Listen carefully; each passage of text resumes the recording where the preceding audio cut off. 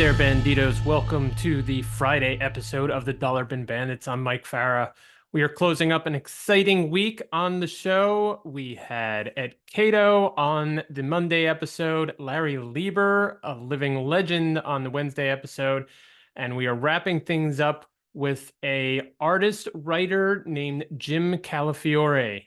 You probably know Jim from his early work at Valiant, but also many projects at Marvel and DC, including Aquaman, Forceworks, War Machine. Probably best known for his big run on Exiles, but he also worked on Batman, and now he's putting a lot or almost all of his energies into his own creator comic called Ned, Lord of the Pit. There are 2 volumes out already. We're hoping for a 3rd volume, but it revolves around a character who discovers that he is the scion, the heir to a Lord of Hell. And obviously that gets into, all of this heavenly, hellish war that goes on, unbeknownst to us humans. Really fun. He has a knack for dialogue. So let's get to the interview. This is Jim Calafiore. Jim Calafiore on. Jim, thanks for Hello. joining us. Thanks for having me. We're going to kick you off with our patented first question, which is, Okay. How did you first discover comic books? Discover comic books. I've read them forever. I can't I can't say when I the one thing I can say is I do remember the first book I bought myself. Okay. And it was when I was a kid, so 50 years ago, no, 45 years ago, something like that. This is when they didn't have comic shops. And I remember I was with my grandfather, and they had back then you had luncheonettes, which were sort of diners, and they'd always have one wall that was papers, magazines, books, all this stuff across one wall, and some of it was comic books. And my first book was Incredible Hulk. I think 179. No, sorry. What am I saying? 127. Hulk 127. Okay. Him fighting a character named Mogul. My grandfather said, pick a comic, get some comic books if I want it. And I pointed to that one. Herb Trimpe drawing it. And that was my first book I remember physically buying myself. Technically, he bought it, but you know what I mean, picking it out. And the Hulk was my guy for a long time as a kid. Hulk was one of my, and still is one of my favorite characters. Yeah. Wasn't my first purchase book, but it was soon after my first purchase book. Okay. Um, Much later issue than mine, though. Much later issue than yours. Yes, it was during the Peter David. Probably. I was going to say Peter David run. Yeah, that was my era. So did you have the collecting bug right off the bat? Do you still have that issue, or do you have earlier issues from, your childhood, or did they all disintegrate and get taken off by the wind? Well, there was the collecting bug in terms of buying every issue. But back then it was you had to go to like luncheonettes or convenience stores and look through the spinny racks. And I had 2 convenience stores that I would always go to because some got and some didn't get. Sometimes depended on the month or the week. Right. I wasn't cruel to my comics, but I wasn't a bagging guy as a kid. I got more into the collecting bug later, and I actually did have a run of Hulk from his first appearance in Tales to Astonish up to sometime after the Peter David run. But to be honest, I've been divesting myself of my collection slowly but surely. It's just at this age, it's what am I going to do with them? I don't have a kid to leave them to, and I can get the omnibuses if I want to read. So that's true.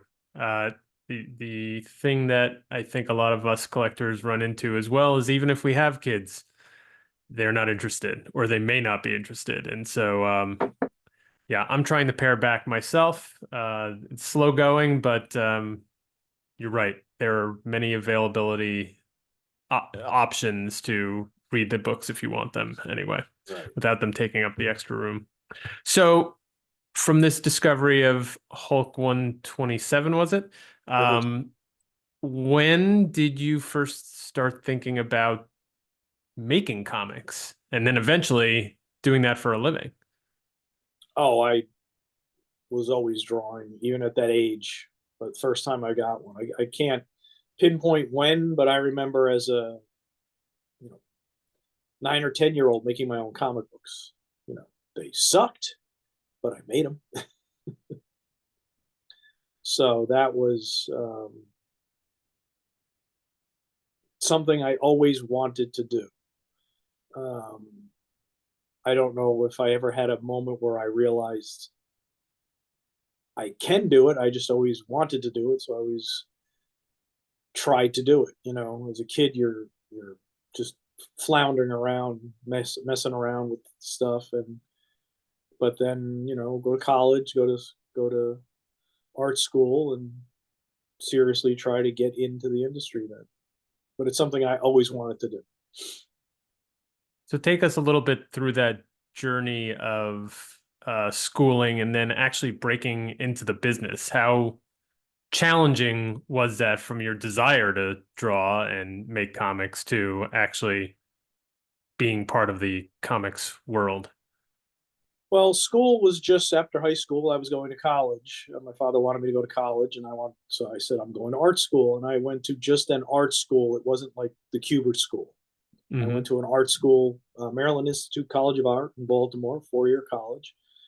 Um, I like that as a path because you learn to illustrate. You don't learn to illustrate comics so much, and you get all the other stuff, fine arts, painting, printmaking, different techniques that I brought into my work on comics. Um, Afterwards, then it was get a regular job doing advertising. I came out of college with that to fall back on. I was working in ad agencies, um, and the like, graphics departments of companies, and trying to get in, which at that time was really going to conventions. Back then, it was very robust uh, editorial presence at conventions. DC would set up, Marvel would set up, and you'd have the editors, and you could just bring your stuff there. Um, Conventions are tougher now like that. There's not a lot of editorial presence at the table that you can just go up and drop your stuff for some guy to look at. And even then, it was, then that was a long slog. And I was fortunate enough to break in with an independent publisher, Mm-hmm. and make almost no money for a couple of years, but I got in, quote unquote, and had the best schooling is repetition. To be honest, I tell people who come up to me with their portfolios, I say, draw 10 pages a week. It doesn't matter if they're going to look good and you're going to keep them and show them to anybody. Just the repetition. Every time you draw that hand 45 times, the 45th time it'll just click and you're like, oh, that's how that thumb looks. So it gave me the experience of working on page to page to page, panel to panel storytelling, and having to get it done in time to get it out for print. Sounds like independent comics is kind of the way to go. It's like a proving ground, rather than, I mean, there are some people that can, I guess, jump right in, but it seems like an awful lot of pressure going right to, maybe the mainstream books, whereas in the way you did it, it seems like a nice kind of ramp to more advanced work, I guess. I mean, I guess either path is good. I know plenty of artists who got, for his first book an artist whose first book was JLA. I mean, I would have loved to have been ready for that and just hired by DC and Marvel. But it didn't go that way. And back then, when I got into with the independents, there was a larger independent market in terms of many small independent books. That size independent publishers now are mostly self-publishers. So there was more. And then it was also, the market wasn't dominated by one distributor. There were distributors that handled independents solely. So it was a more, I guess, thriving market for independents.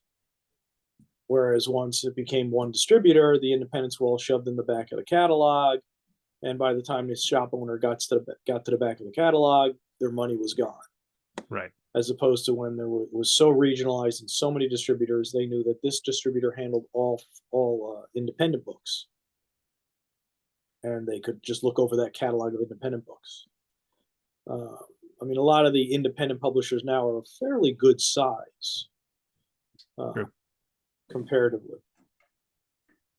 Yeah, it's a different world. It feels like I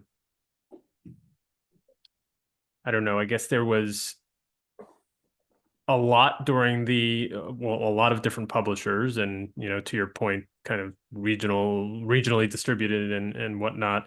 And then it felt like it contracted to the more dominant players, and now it's expanded quite a bit, but the indies that exist now are larger than the indies that existed then, and more sophisticated, I think.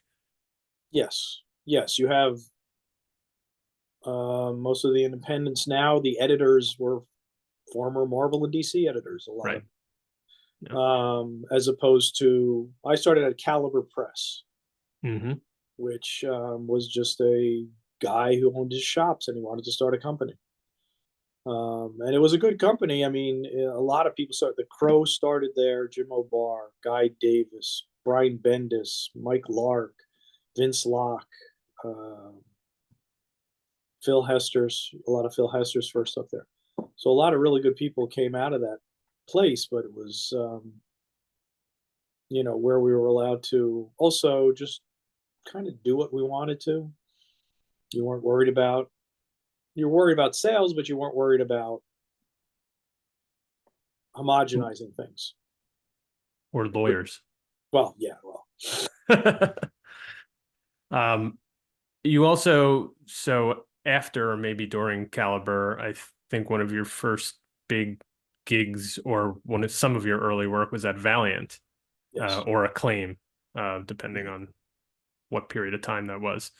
What did you, coming into that experience, what did you think of the company and universe? Because at that point, they were one of the larger, I guess, alternatives or independents from Marvel and DC. There was Image, of course, I think by the point you were there. Image was later. Image was later than when you started. Okay.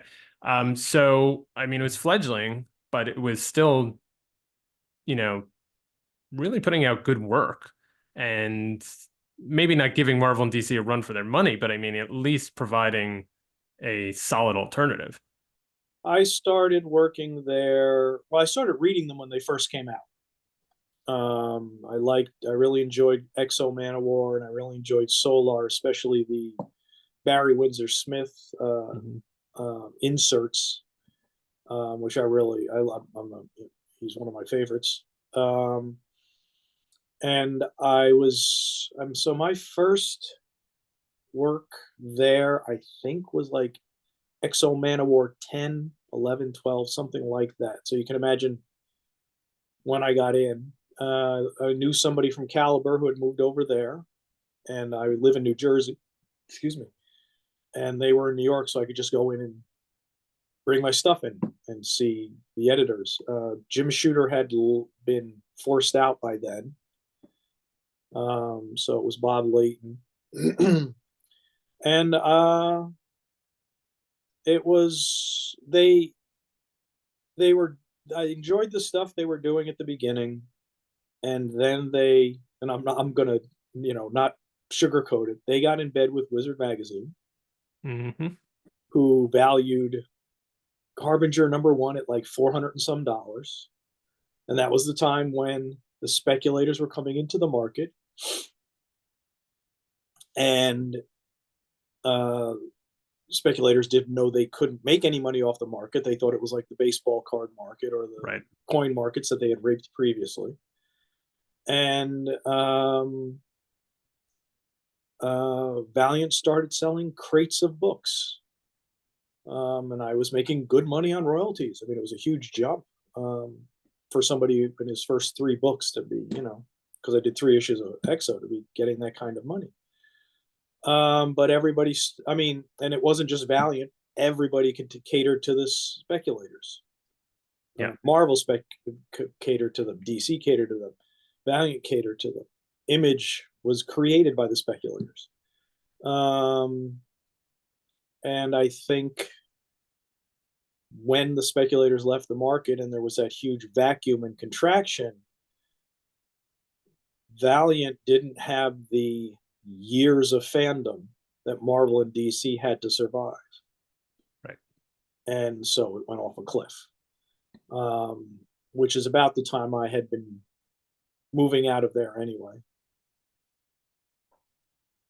Yeah, I mean, that must have been a very strange time during the entire rise of the speculator market and then the collapse. But like you said, you were able to sort of come out of it. You were starting to get assignments here and there at Marvel and DC. In fact, I was looking at your sort of bibliography. It seems like you were maybe balancing a few books at that time, or maybe they were sequentially like right on top of each other, because you had starting to do Aquaman, which were a couple issues and then turned into like a nice run with Peter David. But then I also see Forceworks and War Machine at Marvel. Were those happening at the same time?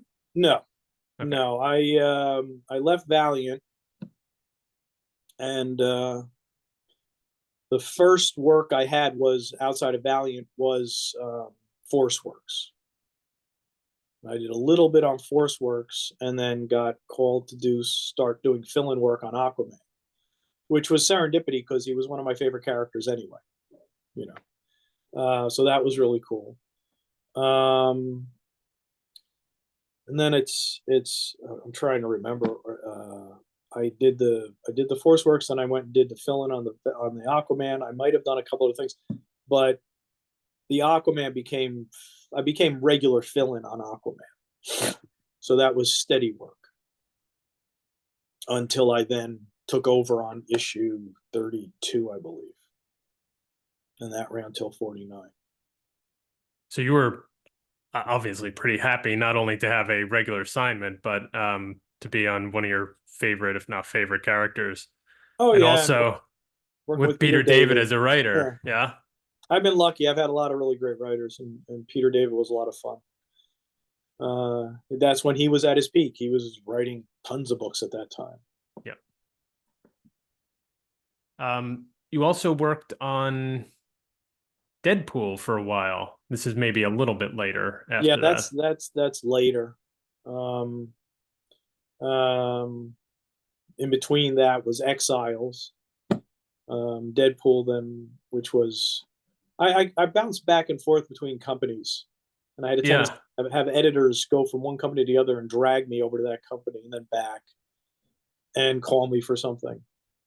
And the Deadpool was more sporadic. I did 4 issues here, 2 issues here, 3 issues there, different writers. But Deadpool really wasn't a regular gig. Yeah. Did you have any sense that he was going to become as popular a character as he's become? Well, he already was at that time. Yeah. That was after the Joe Kelly run. Okay. Initial run. He was already a big character at that point when I came on. Yeah. So you mentioned Exiles already, which I think is you may be best known for, which is kind of an alternate reality I was going to say time hopping. It's not time hopping. You have alternate reality characters, then hopping from alternate reality to alternate reality. Right. Well, tell me first how you got on that project and what you thought about it as it was sort of taking off. Well, the origin of the project, I mean, I know the editor well. And so the backstory of the whole project is they put out a book called X-Men Millennial Visions. Right. Which the idea was to just for the, I think it was the 25th anniversary of X-Men. So they wanted to do a book of pinups by creators that would be their vision of the X-Men 25 years from that point. And I did a pinup in that. And it was Professor W's X-Men. It was Wolverine was actually crippled and in a chair. And I sort of did the things that I thought would be done. Like I had Nightcrawler's daughter, Nocturne, and I had the son of Apocalypse, Armageddon, who had become a good guy. It seemed like I was doing things that seemed like they would do, Yeah. what comics would do. I didn't go right crazy. And the book that eventually became Exiles was originally going to be an anthology of those stories, where different artists were going to do a whole issue, or I suppose more, of what their pinups were. The genesis from there to a series, I have no idea how that happened. I know that maybe once Judd got involved, Judd Winnick. The interesting part is that no characters from that pinup book made it into Exiles, except for Nocturne, the character Right. I created. And I wasn't even on the book at that time. That was Mike McCone drawing it from me. Yeah. And I was called in pretty quick to do a fill-in. I think I did issues 5 and 6. And then I was regular fill-in artist on it for a little while. And then I was sort of regular co-artist because the book went to 18 issues a year. Okay. So it was bi-weekly. Does that make sense? Or tri-weekly? Yeah. Whatever it was to make 18 issues a year. And so I was splitting time the rest of the way with somebody so that it would actually get done. And it was a great book. Like I said, I got to work with a lot of great writers, and Judd's one of them. I had a ball with Judd's work, with his scripts. It was a lot of fun, and he was really cool to work with. I've had really good people to work with. Peter David was the same way. I'd suggest something, and he says, "Yeah, go ahead." I remember the one issue of Exiles we did, which was actually featured about Nocturne, this gets into the storyline. Thunderbird was her boyfriend. He got injured in a coma, and they moved on without him. She was pregnant. So Judd had done one issue with sort of flashbacks of their relationship.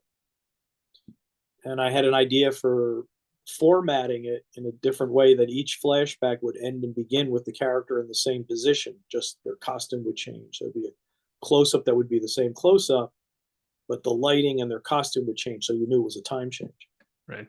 And that required me to change his panels around. And he was like, "Yeah, go with it, have fun." So that was a lot of fun working with Judd. How, based on that, how has your collaboration been with a lot of these big time writers? I mean,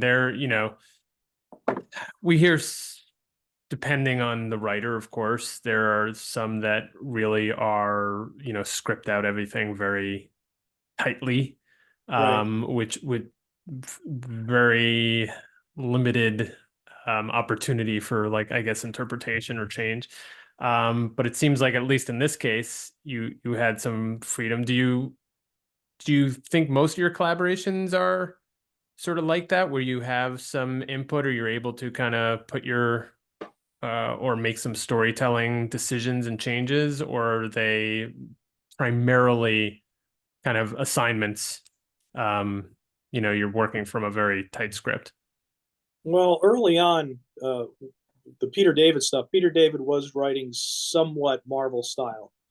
Okay. They were loose scripts. Sometimes I would get scripts and it says pages 7 to 12, and he would just write out what happens, Right. and I have to pace it out. I think I got a good reputation for being a solid storyteller pretty quickly. So that I had a lot of writers seem to have faith in me that I knew what I was doing. And also, I mean, a lot of writers really don't think visually, and sometimes they're writing moving pictures like a script and not still images. So there's a lot of interpretation there. But and I also was never shy about changing things. The only thing I did was always talk to the writer about it. You know, I'd say, hey, how about I flop this panel or flop this panel, or move this over here or turn this way. And I never felt constrained by, unless it was really germane to the specific to the story. If they said worm's eye view or overhead view, if I had a different way I was going to do it, I would just do it. Right. And I had a lot of almost every writer I worked with was just, yeah, you know what you're doing, go ahead, which was great. Like I said, most of the time I would just check with the writer. I'd say, hey, I'm going to do this. And I've known artists who wouldn't do that, and they changed the script, and the writer would get pissed off. And I would always say, just talk to them. They'll usually say, yeah, go ahead. It's when it's done without discussing it with them. But I mean, I got to the point with a lot of the writers, they were just like, stop asking, just do it. You know what you're doing. So I was fortunate to have writers who trusted my instincts. That's great to hear. I always say, and probably it's become a cliche on the show at this point, that when the writer and artist are in sync or they have a good collaboration, it sort of comes through in the work.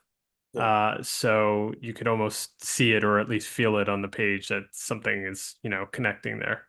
A couple more questions on Exiles. One, I wonder, because that was one of your largest runs, even though you were sort of back and forth with other artists.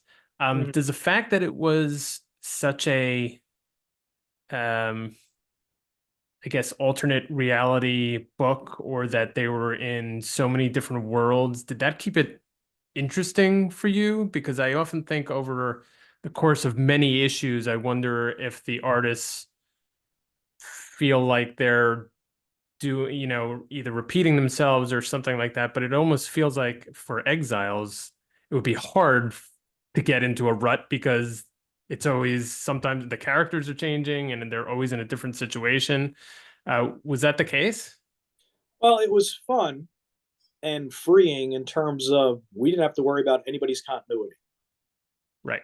We could have Captain America in the book, and we didn't have to talk to the Captain America editor. And I think and I got to have fun with design. Sometimes I go crazy, sometimes not, depending on if I wanted the character to be recognizable or not. But the thing you're talking about is really all comes down to writers.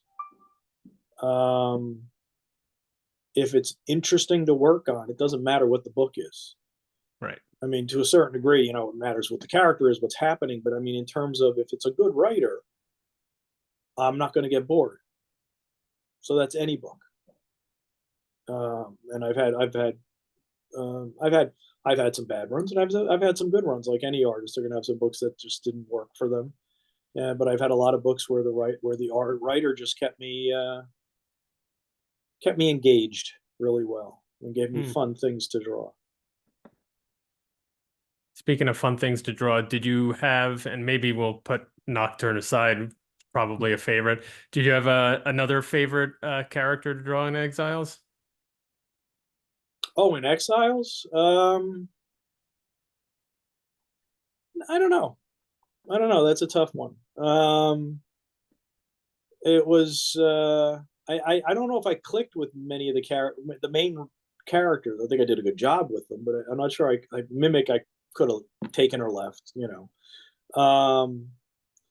Morph was fun to draw because he was always Judd, especially Judd had him changing into something every single panel, just about, morphing into some gag. And there's always room there for me to put my own gags on it. Yeah. So that was fun to do. It's a little bit like Plastic Man in that regard, I guess. Yeah, yeah, but Morph could actually form things like a T-shirt with words on it, stuff like that. We had no limitation on what he could morph into. Yeah. Even just having, like I said, print on a T-shirt, so we could make fun T-shirts and stuff. But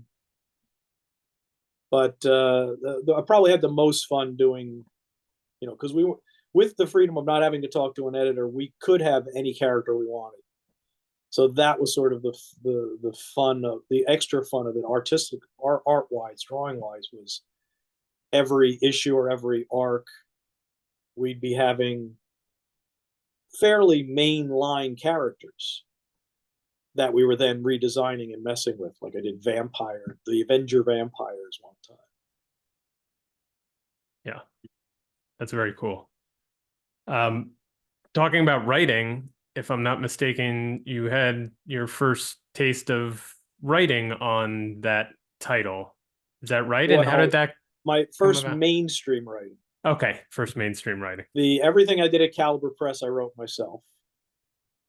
At Valiant, I did some co-plotting or plotting. I fully plotted out a Magnus Robot Fighter issue that was John Ostrander wrote because they had already solicited with him as writer. That's the returnable aspect of comics in that. Right. If it wasn't on time or it wasn't as advertised in the book, it was returnable from the comic shops. But I was always writing and trying to get my foot in. And then we needed a filler on Exiles, and that was my first big mainstream writing because I basically did a 2-issue arc of Nocturne in that universe that I had created for the X-Men Millennium Visions pinup. And so that was obviously a lot of fun. From Exiles, it seems like you moved into the Batman universe. Yes. Right. You had Gotham Underground, some Batgirl, various Batman series. The editor from Exiles moved to DC. Was that Mike Marks? Yes. Yeah. And so he called me to do Gotham Underground miniseries, which was a lot of fun. And then I was at DC then for almost the rest of my time. Was that a little bit of whiplash going from Exiles to the Batman universe? Because obviously Exiles, as you've even been describing it, especially with Morph, is just so high fantasy and, colorful characters and crazy situations, to Batman, which typically is more grounded and street level and less team oriented, although Batman's formed his own team basically. Right. What was that transition like? Was it seamless, or did you always want to be with Batman? Well, you love Batman and all the villains. And I mean, I got to draw every single villain just about in that miniseries and on the giant covers that I did. All 9 covers went together to make this one giant image. But it was just, it was the next job. It was a great job, but I didn't have any kind of whiplash, like you say. It wasn't an odd situation, which is okay. Here's the next gig. It's cool. It's Batman. Let's do it. I don't think I've ever had that with anything. It's just the next job. I try to draw it as best I can. Do you, with assignment to assignment, is there any sort of limit? Are there things you think, that's not in my wheelhouse? Or is it just, you're just open to every kind of character, every kind of sort of environment? I'm not shy. Genre. I'll draw anything. You want me Okay. to draw it, I'll try and draw it. It may out. I don't know. I never got a lot of Superman because I don't think people look at my style and think it would work with Superman. I think mine's a little harsher edged, darker. I mean, which is, they would call me for things like Resurrection Man, Secret Six, Batgirl. So I think my little bit of reputation there in terms of visually. Before we get to your creator-owned comic, which I have a lot of questions on, there were two more titles I wanted to ask you about at DC, and mostly because you were again working with some really great writers. One was Secret Six that you just mentioned with Gail Simone, and the other was Red Lanterns with Charles Soule. They're both team books. I mean, Exiles was a team book. I've done a lot of team books. Yeah. What artists always say, doing a team book is like doing a book and a half a month. Exactly. Yeah. Was it the writers that attracted you to do more team books, or again, just sort of the next assignment? I'm going to do what they give me. Yeah. It just happened. I wasn't jonesing for a team book, but it just happened. I didn't even know the editorial team on Secret Six, but they needed Nicholas Scott was leaving the book. I didn't know this. They just said, "Do you want to do a fill-in for Exiles?" Which was Secret Six, which I think was issue 14, which actually John Ostrander wrote. Gail didn't write it. Fill-in by John Ostrander. And I didn't know it was a tryout, but it turns out it was a tryout. Which I don't know, if I'd known it was a tryout, I would have maybe been tighter on it or more anxious about it. But I just, went in and tried to do the best job I could. And Gail saw it and said, "Yeah, let's go with him." And then I was on Exiles. And similarly with Red Lanterns, it was an editor. I think I knew. I think the editor had been an assistant to somebody else I had worked with. They just called me in for a fill-in, and then I helped out. That wasn't a replacement until a little while in. So I was doing some sort of regular filling, and then I took over for a little while. Can you talk a little bit more about the challenge of a team book? Why it's like doing a book and a half? Is it just the sheer number of characters and keeping track of where they are in that's space? It. Yeah, you're drawing. I mean, a single character book, there'll be supporting cast, right, and a villain. With a team book, there's the team. The supporting cast is bigger because in general they will have somebody else there. Each character might have somebody else they're talking with or interacting with. And then they usually fight teams. They don't usually fight single characters. So you're getting a lot of stuff in a book. We had a crossover with Doom Patrol. There's another team. So there are 6 other characters you have to draw. And then with Secret Six was a pain in the butt. One person had a mole, another person had another mole, another person had stubble. Catman had stubble, and I would always forget the moles or where they were, and sometimes I'd look at the page and I'd have to tell the editor, tell the colorist to put the mole in because I'd forgotten the mole on Jeanette on her cheek. And Scandal had a mole and tattoos, and it was a lot to keep track of. Makes sense. I can understand. That sounds like a challenging situation. Let me ask you one more before we move on, and that's looking at, what you've done in mainstream books.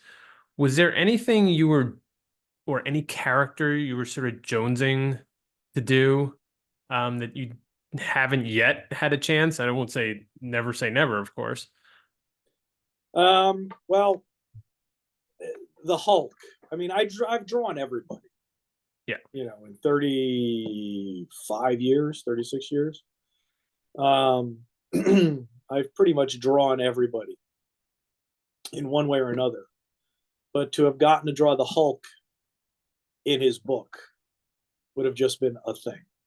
That would have been nice to happen. It's not. That ship's well sailed.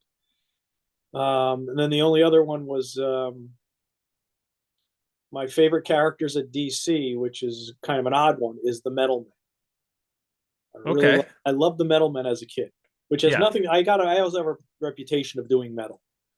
Um, I got a reputation from just starting on Exo Manowar.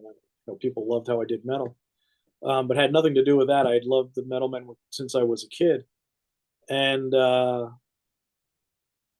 would have liked to have done a Metal Men book. And with we actually over the years tried to get a Metal Men book going with a couple writers, and the problem was that for all my time at DC, whoever was in charge, Metal Men was their favorite book, and they were writing a Metal Men book. So I was like, I'm just never going to get to do it. Yeah, I was gonna say I think it was yeah, who's written was Well, it Dan DiDio? Mike Carlin was sort of head of the triumvirate there for a little while, and he wrote a Metal Men series with Dan Jurgens.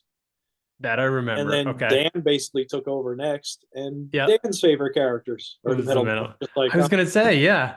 I'm never gonna. Actually, if you could look behind my head, right there, there's the Metal Men up above my drawing table Yep. on the wall. There, this painting I did They've got some high-powered fans. of.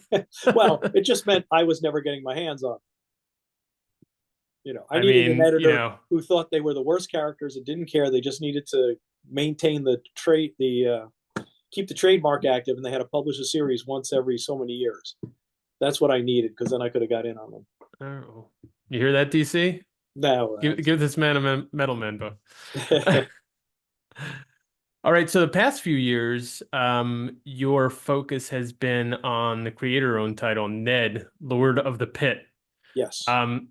For those who have not yet dipped their toe into the eternal flames of hell, could you tell the fans what the book is about? Well, Ned, Lord of the Pit, is a supernatural comedy. And the line I always use is because as you know, someone named Ned should never be a Lord of the Pit. It's about a regular guy in New York who one day starts seeing demons walking around the streets. And only he can see them, and they can see him. And he comes to find out that his family is connected to the darker side of things than he ever could have imagined. And things spiral out from there. He ends up with a horde of angels on his tail, an annoying zombie roommate, succubi wanting to have sex with him anywhere they can, and a girlfriend who doesn't know anything about this And wants him to commit, like most Oh well, girlfriends do. that's he's a commitment phobe. That's one of his aspects. Um, it's a really fun book. I'd love to know where the initial idea came from, and actually when the initial idea came from. Is this something you've sort of been percolating in the background while you've been at the mainstream books, or is this something that came up more recently than that? No, I mean, I had actually started doing some independent stuff after Secret Six. Gail Simone and I did a book called Leaving Megalopolis Yep. that we kickstarted. And then after that, I was just Kickstarter is such a great venue for creators to be able to get stuff out there, which was something I wish I'd had when I was in my 20s. But I have a lot of ideas and all over the place, and that sort of came out of me thinking about the worst characters to be X, the worst people to be this X. Yeah. I had an idea that I knew would never work as a book, but imagine. Have you seen The Birdcage? Yep. Imagine Nathan Lane's character getting superpowers. So like that, it's just so then it was like some guy just becomes a lord of the pit in hell. and it just sort of that it was just sort of that initial idea and the title, and I just sat down and started plotting it out. And it wasn't that long before the initial Kickstarter that I'd come up with the idea. So that's God, the Kickstarter for Volume 1 has to be 5 years ago, I think. Yeah, I think when I was looking it Positive. up, it was 2020, I believe. Yeah. And that was successful. Made some good amount of backers on that. Got it done. I don't know if you made it through both volumes or not. Only one so Yeah, far. I tried my best. that's all right. So Volume 1 is the first half of the first main arc. So Volume 1 is sort of self-contained in the story, but it's not self-contained really. There is a climax and an end in the first volume, but it's not self-contained. And the second volume wraps up the first main arc of the storyline. Was Ned, or is Ned, based on anybody you know, or is he sort of a fictionalized, Well, my right out friends of your say brain? it's me. Okay. I'm not that I'm a commitment phobe, but I'm a sarcastic pain in the ass. But and some of the things are things I've said, like he has a rant about women getting rooms painted pink by pretending it's not the color pink. Right. It's coral or salmon or blush. It's all pink, damn it. I use that in the book. But the other point is, all the characters are me. They're all yourself in some way. So the the inspiration for the character was just what he needed to be, and I put myself in it. I mean, there's a lot of writers are like that. I mean, Gail is like that. She writes a character, you can tell Gail wrote the character. And she wouldn't. She did the thing where best thing, which was she didn't care what anybody wrote before. Right. She'd just start writing the character the way she wanted to write it. And then so they're all me in some way. They all come from me. I think you have a knack for writing dialogue, and I'm wondering if that's something you were more able to explore here maybe than your previous forays into writing, just because, again, it's your own concepts and you're bringing some of your like sarcastic wit into it. Is that one of the more fun aspects for you, is the dialogue? Oh yeah. I mean, the way structurally when I'm working is I have the first pass on the scripts, the characters are saying a lot. And then it's the editing down of it saying, no, he's shown that already. He doesn't have to say that, or I want the reader to infer that. So it's paring it down, and then it's really about, for me, cadence. I sort of obsess over the dialogue. I still reread the books. That I reread Ned Volume 1 alone. I'm like, no, that should have been an if, not an and, or that should have been shorter. So I sort of obsess over the cadence, especially in a book of humor. It's a delivery thing, like a comedian almost. The lines have to land really well, and then it's also where you put the pauses and the beats to let the especially with comedy. I mean, especially with something like Deadpool. Secret Six was a very funny book. A lot of times it's that beat panel where the character is just looking, for a second, like, and that lands the joke. Yeah. Comedy is not the easiest thing to pace out, especially in a static image book, static image storytelling. But I really like to work on the dialogue, and then the other point is to try and not make everybody sound like the same character. Right. I love Aaron Sorkin's writing, but everybody does sound exactly the same to a certain degree. They're all ridiculously erudite. Yes, I was about to use the same word, erudite and hurried. Yeah, and Like they so have to get it out. right, and so his cadence for his jokes, everybody has a very similar cadence. I love his writing. I mean, you can see that actors working on his projects, just people who you never thought were good actors are fantastic. With those words in his mouth. But I definitely try to make sure everybody has a particular voice. It may be something you didn't even notice, but if you notice with Ned's father, I inverted his syntax a lot. Yes. Instead of him saying we should go there, he goes there. I think we should go. Yeah. To give him a very specific cadence. I did notice something was off or was different.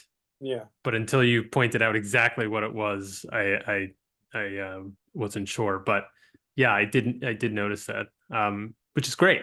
I think that's very helpful to discovering and developing a character is the way they talk. Right. Definitely. In terms of plot or how it's structured, I think one of the fun things is that the protagonist is, I mean, he's discovering now that he's part of, this dynasty of hell managers or lords, which presumably in traditional sort of storytelling sense would make him one of the bad guys. But he's our protagonist, so you kind of think of him as the good guy. And yet you also have, these agents from heaven, which again sort of inverted becomes the people that are sort of hunting him in a way and thinking they're the good guys. Was that sort of were all these like conscious choices of sort of inverting the traditional narrative of heaven and hell and good guys and bad guys? I mean, that's one of the aspects of it for sure. I mean, in the second volume, there's actually a discussion about what's good and what's evil between Ned and his father, right, or the rationale. It's the fact that nothing's black and white, and there's, I mean, I'm touching on religion, obviously, and there is a discussion I have in the second volume between Satan and God. Satan doesn't kill. There's 2 instances in the Bible when he kills, and one is God telling him to kill somebody when they're screwing around with Job. Right. God is the one who kills. He kills millions of people. Satan doesn't kill. Satan corrupts. He wants you alive. He wants you corrupted. Right.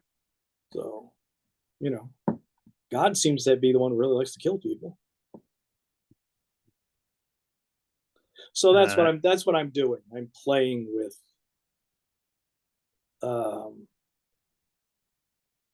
the levels of good and evil. I'm playing with inverting, like you're saying, inverting. People might not even realize what I just said until I say it. Like, oh yeah, that's right. Right. Playing with expectations and, sort of tropes and things of that nature and really trying to blow them up.